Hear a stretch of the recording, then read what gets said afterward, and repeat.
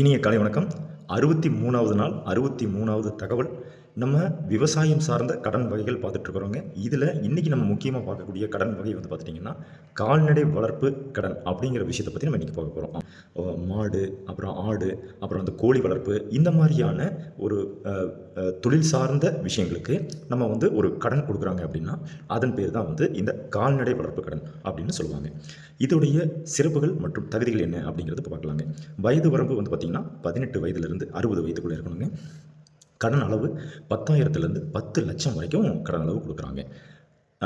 இதோடைய கடன் எப்படி தீர்மானம் பண்ணுறாங்க அப்படின்னு பார்த்துட்டிங்கன்னா, நம்ம அந்த கால்நடை வளர்ப்புக்கு உண்டான ஒரு திட்ட அறிக்கை வந்து நம்ம வந்து சப்மிட் பண்ணணும். அதை பேஸ் பண்ணி தான் நம்மளுடைய கடனை வந்து தீர்மானம் பண்ணுறாங்க. வட்டி வீதங்களை பொறுத்த வரைக்கும் 7% இருக்கிறதுலே மிக குறைந்த வட்டி 7% வந்து இதுக்கு வந்து கொடுக்குறாங்க.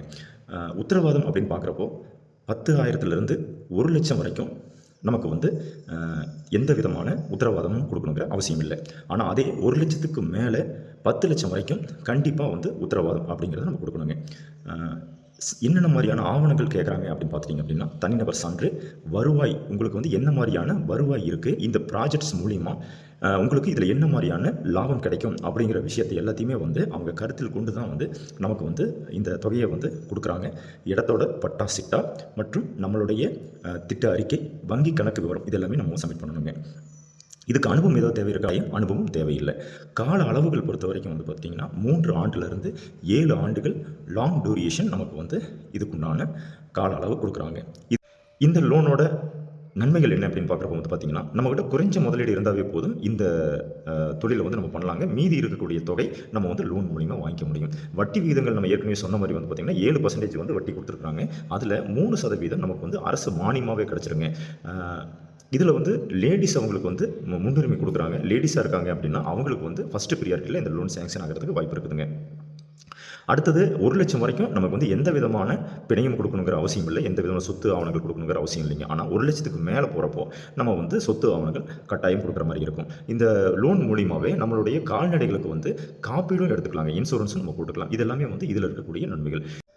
இந்த லோனோட குறைகள் என்ன அப்படின்னு பார்க்குறப்ப வந்து பார்த்துட்டிங்கன்னா, நமக்கு வந்து இந்த லோன் கிடைக்கிறதுக்கு உண்டான ப்ராசஸிங் வந்து டிலே ஆகுதுங்க, காலதாமதம் ஆகுது. ஏன்னா அவங்க வந்து அந்த திட்ட அறிக்கையெல்லாம் பார்த்து நம்மளுடைய வருமானம், நம்மளுடைய ஈடுபாடு எந்தளவுக்கு வந்து இதோடைய சாத்தியக்கூறுகளை ஆராய்ச்சி கொடுக்கறதுனால காலதாமதம் இதுக்கு வந்து ஆகுதுங்க. நம்ம காத்திருந்து தான் இதை வாங்குற மாதிரி இருக்கும். ரெண்டாவது வந்து பார்த்திங்கன்னா, இந்த வட்டி மானியம் நம்ம சொன்னோம் இல்லைங்களா, 7%ல் 3% வட்டி மானியம் அரசு கொடுக்குறாங்கன்னு சொல்லிட்டு, இந்த வட்டி மானியம் சில வங்கிகள் மட்டும்தான் கொடுக்குறாங்க. அதனால் நம்ம அந்த லோன் வாங்குறதுக்கு முன்னாடி அரசு மானியம் உங்கள் வங்கியில் இருக்கா அப்படிங்கிறத நம்ம வந்து செக் பண்ணிவிட்டு இந்த லோனை வாங்கிக்கிறதுங்கிறது முக்கியங்க.